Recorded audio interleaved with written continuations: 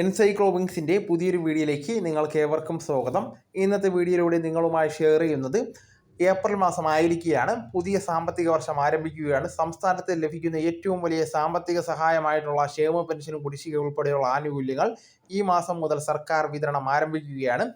April മാസം മറ്റൊന്നുമല്ല, കൂടുതൽ വിശേഷ ദിവസങ്ങൾ കൂടിയുണ്ട്. അതായത് ഏപ്രിൽ മാസം 14-ാം തീയതി വിഷു, അതോടൊപ്പം തന്നെ 20-ാം തീയതി ഈസ്റ്റർ. അപ്പോൾ ഈ വിശേഷ ദിവസങ്ങൾക്ക് മുമ്പ് തന്നെ ആനുകൂല്യം നൽകിയിരുന്ന ഒരു രീതിയും നിലവിലുണ്ട്.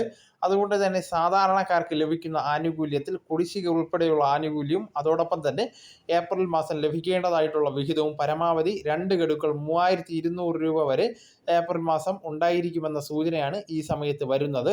നമ്മുടെ സംസ്ഥാനത്ത് 62 ലക്ഷത്തോളം വരുന്ന ആളുകൾക്ക് അവരുടെ വീടുകളിലേക്കും അതോടൊപ്പം തന്നെ അവരുടെ ബാങ്ക് അക്കൗണ്ടുകളിലേക്കും ഈ ധനസഹായം എത്തിച്ചേരുന്നതായിരിക്കും. വിതരണം സാധാരണ രീതിയിലല്ല, എല്ലാ മാസങ്ങളുടെയും അവസാന ആഴ്ചകളോടെയായിരിക്കും വിതരണം നടത്തുന്നത്. എന്നാൽ ഈ പ്രാവശ്യം അതിൽ നിന്ന് വിപരീതമായിട്ട്, അതായത് വിശേഷ ദിവസങ്ങൾക്ക് മുന്നോടിയായിട്ട് ആനുകൂല്യം എത്തിക്കുന്ന ഒരു സംവിധാനമുണ്ട്.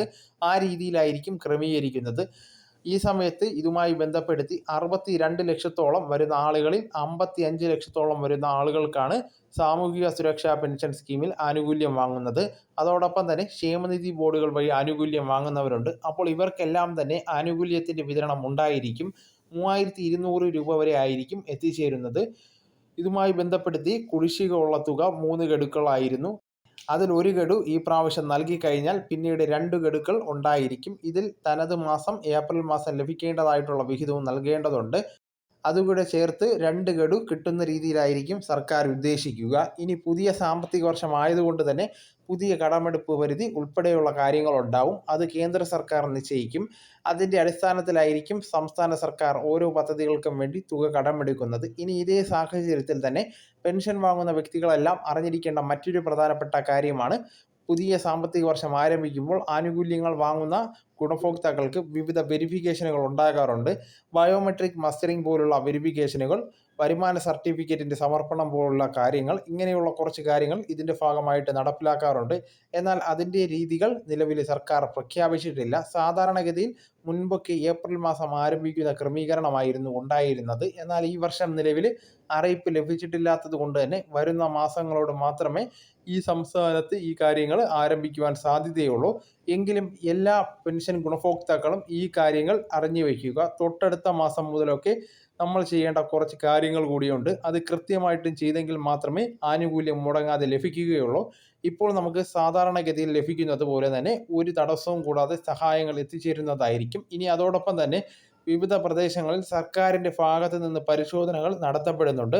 ധനകാര്യ വകുപ്പിലെ ഉദ്യോഗസ്ഥർ, അതോടൊപ്പം തന്നെ ഏത് പഞ്ചായത്തിന് കീഴിലാണോ പരിശോധന നടക്കുന്നത് ആ പ്രദേശങ്ങളിലെ ഉദ്യോഗസ്ഥർ, ആ തദ്ദേശീയ സ്ഥാപനത്തിൻ്റെ കീഴിലെ ഉദ്യോഗസ്ഥർക്കും അതോടൊപ്പം തന്നെ അവർ നമ്മുടെ വീടുകളിലേക്ക് എത്തിച്ചേർന്ന് ഭൗതിക നിലവാരം പരിശോധിക്കുന്നതായിരിക്കും. അത് ആദ്യഘട്ടത്തിൽ നടത്തുന്നത് പരാതി ലഭിക്കുന്ന മേഖലകളിൽ ആയിരിക്കും. അതോടൊപ്പം തന്നെ സംശയം നിലനിൽക്കുന്ന മേഖലകളിലൊക്കെ ആയിരിക്കും നടത്തുന്നത്.